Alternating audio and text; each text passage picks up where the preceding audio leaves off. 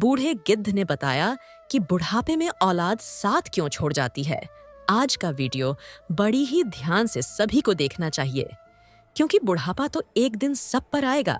जो आज बालक है वो कल युवा बनेगा, परसों जवान होगा और आगे फिर बुढ़ापा स्वीकार करना ही पड़ेगा। चाहे कुछ भी कर लो, इसमें किसी की नहीं सुनी जाएगी। ऐसा नहीं है कि कोई व्यक्ति अधिक धनवान है, उसके पास अधिक पैसा है तो उस पर बुढ़ापा नहीं आएगी। ऐसा नहीं है कि कोई बड़ा बहादुर है, लोग उससे डरते हैं तो बुढ़ापा भी उसके डर से उसके पास नहीं जाएगा। चाहे कोई ज्ञानी हो, बली हो या धनी हो, सबके सारे हुनर धरे के धरे रह जाएंगे जब बुढ़ापा आपके ऊपर आएगा। इसीलिए मित्रों, यह जानकारी सबको सुननी चाहिए और इस वीडियो से आपको पता चलेगा कि औलाद बुढ़ापे में साथ क्यों छोड़ जाती है। इस बात को समझने के लिए हमें इस कहानी को ध्यान से सुनने चाहिए। किसी जंगल में एक विशाल और छायादार बरगद का पेड़ था। उस पेड़ पर हजारों तरह तरह के पक्षी बड़े ही प्यार से रहा करते थे, या यूं कहिए, उस बट वृक्ष पर पूरे जंगल के पक्षी विश्राम किया करते थे। कुछ पंछियों का तो वह वृक्ष स्थायी निवास स्थल था। उस वृक्ष पर रहकर पक्षी अपार आनंद की अनुभूति प्राप्त करते थे। कहते हैं, हम जब किसी स्थान या किसी व्यक्ति के साथ एक लंबे समय तक रहते हैं तो हमें उससे मोह और एक अलग सा लगाव हो जाता है। इसी तरह उस वृक्ष पर रहने वाले सभी पक्षियों को उस वट वृक्ष से मोह और लगाव हो गया था। एक दिन की बात है, जंगल में अचानक सूखा पड़ गया। कई वर्षों तक पानी नहीं बरसा। जंगल के वृक्ष सूख सूख कर मुरझाने लगे। वो वट वृक्ष भी पानी न बरसने के कारण सूखने लगा। समस्त पक्षी उस वृक्ष को छोड़कर धीरे धीरे जाने लगे। जब वो वृक्ष पूरी तरह से सूख गया तो पत्ते डालियां नीचे गिरने लगे, तो उस वृक्ष पर रहने वाले सारे पक्षियां उस वृक्ष को त्याग कर किसी दूसरे स्थान पर चले गए। केवल एक बूढ़ा गिद्ध उस वृक्ष पर अकेला बैठा रह गया। उसने देखा कि उस वृक्ष पर रहने वाले सारे पक्षी एक एक करके वहां से जा चुके हैं। कुछ पंछियों ने उस बूढ़े गिद्ध से भी चलने का आग्रह किया, परंतु गिद्ध ने जाने से इनकार कर दिया। बूढ़े गिद्ध ने सोचा कि मेरा जन्म इसी पेड़ पर हुआ है, इसी वृक्ष पर मैं खेल कूद कर बड़ा हुआ हूँ। मेरे जीवन के सारे सुख मुझे इसी वट वृक्ष ने दिए हैं। आज जब इसके ऊपर विपत्ति आई है तो मैं इसे कैसे छोड़कर चले जाऊं? इस वृक्ष ने ही मुझे पाल पोस कर बड़ा किया है, दुख सुख में मेरा साथ दिया है। मैं इस वृक्ष का अरणी हूँ।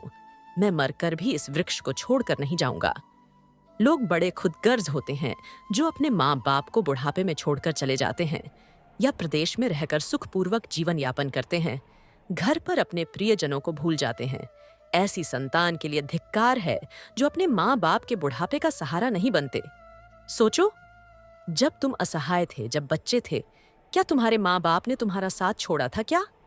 तुम बीमार हुए थे, तभी तुम्हें छोड़कर कहीं गए थे क्या? जब तुमने किसी से झगड़ा किया, तुम संकट में पड़ गए, तो क्या तुम्हारे माँ बाप ने तुम्हारा साथ छोड़ा था क्या? लेकिन आज जब वह बूढ़े हो गए हैं तो तुम्हें उनसे घृणा होने लगी। तुम्हारे लिए उन्होंने इतना किया तो तुम उनके लिए इतना भी नहीं कर सकते कि तुम उनके बुढ़ापे का लाठी बन जाओ। इस तरह बूढ़े गिद्ध ने मरते दम तक उस वृक्ष का साथ न छोड़ने की कसम खाई। कुछ दिन और बीते तो वो वृक्ष बिल्कुल भी जर्जर हो गया। उसे दिमक काटने लगे, लेकिन गिद्ध फिर भी उसे छोड़कर नहीं गया। दिन में थोड़ा इधर उधर घूमकर अपना भोजन जुटा लेता था, लेकिन शाम होते ही फिर उसी सूखे हुए वृक्ष पर आकर बैठ जाता था। इसी तरह से कई रोज और महीने बीत गए। जो पक्षी उसे छोड़कर किसी दूसरे स्थान पर चले गए थे, उन्होंने सोचा कि गिद्ध काका अभी भी उसी सूखे वृक्ष पर बैठे रहते हैं। क्यों ना हम सब मिलकर उसके पास जाएं और उन्हें समझा बुझाकर अपने पास बुला लाएं। यही सोचकर कुछ पक्षी बूढ़े गिद्ध के पास गए और उन्हें अपने साथ चलने का आग्रह किया। कहने लगे, गिद्ध काका, तुम कहाँ इस सूखे हुए वृक्ष पर बैठे रहते हो? इस वृक्ष का जीवन खत्म हो चुका है। मरे के साथ में मरना कहाँ की समझदारी है? कहते हैं, वही जीव का श्रेष्ठ है जिसमें धर्म की हानि ना हो। वही देश श्रेष्ठ है जिसमें कुटुंब का पालन हो सके। यह वृक्ष बिल्कुल जर्जर हो गया है। दिमक इसे रात दिन गलाए जा रही है। किसी भी दिन हवा के झोंके में यह कभी भी गिर सकता है। फिर आप कहाँ जाओगे? विद्वान लोग कहते हैं कि शत्रु, कर्ज, अग्नि, बीमारी, इन चारों को समय रहते दबा देनी चाहिए, क्योंकि जो इससे अपना समाधान नहीं करता वो बेमौत मारा जाता है। ठीक इसी प्रकार तुम्हें भी इस वृक्ष को छोड़ डेडियच किसी खुशहाल स्थान पर अपना निवास बना लेना चाहिए। मित्रों, समस्त पक्षियों के समझाने के बाद भी वो बूढ़ा गिद्ध नहीं माना और उस वृक्ष को छोड़ने के लिए तैयार नहीं हुआ। कहने लगा, भाइयों, यह वृक्ष मेरे माँ बाप के समान है। मेरे माता पिता मुझे जन्म देकर इसी वृक्ष पर छोड़ गए और उनके जाने के बाद मैं इसी वृक्ष पर खेलकर बड़ा हुआ हूँ। मैंने अपने जीवन के सारे सुख इसी वृक्ष से प्राप्त किया है। बचपन से लेकर बुढ़ापे तक का सफर मैंने इसी वृक्ष पर तय किया है। अब इस मुश्किल घड़ी में मैं इसका साथ छोड़कर कैसे जा सकता हूँ? ये मेरी सबसे बड़ी खुदगर्जी होगी। कहते हैं भक्त, सेवक और शरणागत, जो यह कहता है कि मैं आपका ही हूँ, इन लोगों को संकट पड़ने पर कभी नहीं छोड़ना चाहिए। जो इन्हें संकट में छोड़कर जाता है, उन्हें बहुत बड़ा पाप लगता है। और जिसने अपना पालन पोषण किया हो, दुख सुख में साथ ना छोड़ा हो, ऐसे माता पिता को छोड़ता है तो वह जघन्य अपराध का भागी होता है। उन संतानों को कभी मनुष्य की योनि में जन्म नहीं मिलता। गिद्ध ने कहा, मैं अपने मृत्यु तक किसी वृक्ष में रहूंगा। कृपया आप लोग जाइए यहाँ से।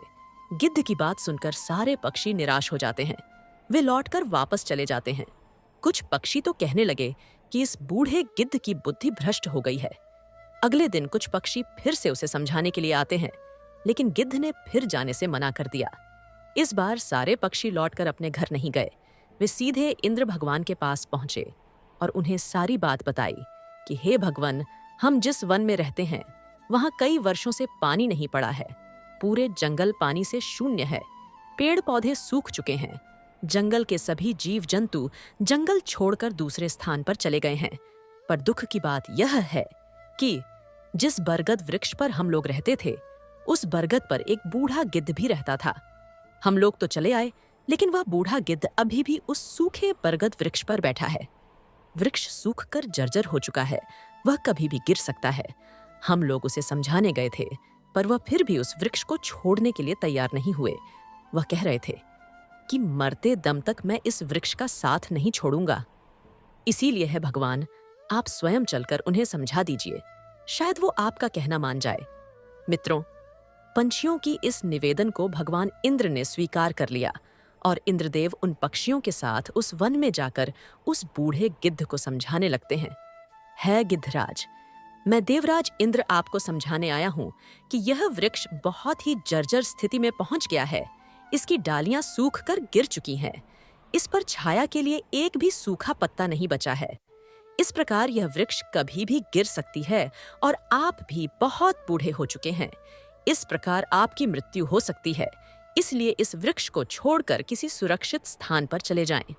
मित्रों, इस प्रकार देवराज इंद्र की इन बातों को सुनकर बूढ़ा गिद्ध कहता है, हे भगवान, एक बात बताओ। जब मेरा जन्म हुआ था तो मेरे माता पिता इसी वृक्ष पर छोड़कर स्वर्ग सिधार गए थे। मैं जब असहाय था तो इसी वृक्ष ने मुझे सहारा दिया। इसी वृक्ष ने मुझे पाल पोस कर बड़ा किया। मैं इसी पर खेल खुद हूँ। इसी पर रहकर जीवन का सारा सुख उठाया हूँ और अंत में इसी वृक्ष पर रहते रहते मैं बूढ़ा हो गया।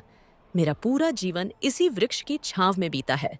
आज जब इस वृक्ष पर विपत्ति आ गई है तो मैं इसे छोड़कर कैसे जा सकता हूँ? अक्सर लोग यही करते हैं कि विपत्ति आने पर गरीबी में अपने हितैषियों का और अपने सगे संबंधियों का साथ छोड़कर चले जाते हैं। मैं उन मतलबी लोगों की तरह नहीं हूँ। इसीलिए मैं मरते दम तक, आखिरी सांस तक अपने माता पिता के तुल्य इस वृक्ष को छोड़कर नहीं जाऊंगा, बल्कि मैं इसका साथ निभाऊंगा।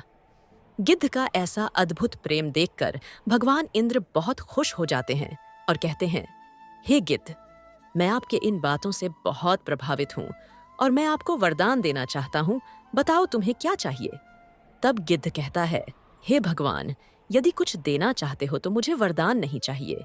इस बरगद वृक्ष को वरदान दे दीजिए ताकि ये हरा भरा हो जाए और इसकी आयु बढ़ जाए। मैं तो वैसे भी बूढ़ा हो चुका हूँ।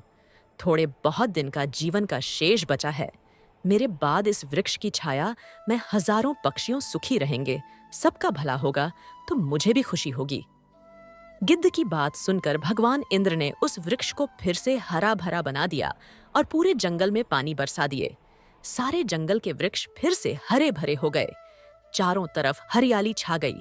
जो जीव जंतु पशु पक्षी जंगल को छोड़कर चले गए थे, वह पुनः उसी जंगल में लौट आए। सारे पक्षी उस बरगद पर आकर खुशी खुशी रहने लगे और उस बूढ़े गिद्ध का खूब सेवा करने लगे। उनके लिए भोजन पानी की व्यवस्था भी वही पंछी मिलकर करने लगे। मित्रों, इस प्रकार गिद्ध शेष जीवन सुखमय पूर्ण बीत गया। हमें भी इस कहानी से यही सीख लेनी चाहिए कि अपनों का बुरे वक्त में साथ कभी नहीं छोड़ना चाहिए, खासकर जिसने आपको जन्म दिया है, पाल पोस कर बड़ा किया है, हर विपत्ति में आपका साथ दिया है। आपके पालन पोषण करने वाले उस माँ बाप ने बहुत तकलीफें झेली हैं। उनके बुढ़ापे में यदि आप उनका सहारा नहीं बन पाए तो वो जीवन किसी काम का नहीं रहेगा। दर्शक बंधुओं, अगर यह वीडियो आपको पसंद आया हो तो इसे लाइक करना और चैनल को सब्सक्राइब करना ना भूलें। साथ ही इस वीडियो को अपने रिश्तेदारों में शेयर जरूर करें ताकि इस वीडियो के माध्यम से उसे भी कुछ सीखने को मिले। मिलते हैं अगले वीडियो में एक नई जानकारी के साथ। धन्यवाद।